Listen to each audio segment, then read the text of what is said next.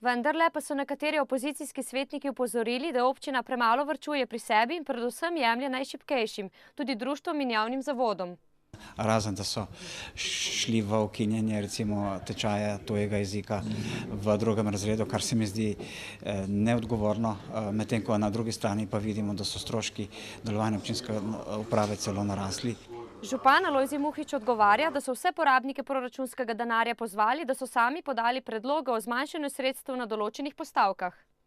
Če so šolniki dali predlog, da je nesmiselno učenje angleščine v drugem razredu, ker otroci praktično razumejo, kaj se z njimi dogaja, smo pač sledili njihovem predlogu in smo to ukinili. Gregor Macedoni je opozoril, da bi ob zmanjšanju nekaterih postavk v občini lahko privarčevali od 1,5 milijona do 2 milijona evrov.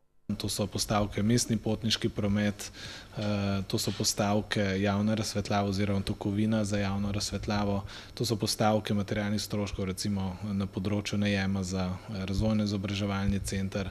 To je recimo v tem primeru letošnjem tudi 1 milijon neupravičeno porabljenega denarja za športno dvorano Portoval, ki je ne bo in ki ne bomo nikoli uporabili. Muhič pravi, da so naredili, kolikor je bilo možno.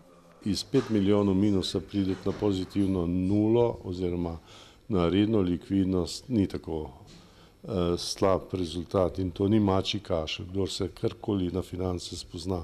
Opozicija še meni, da v občini manjka razvojno naravnanih projektov.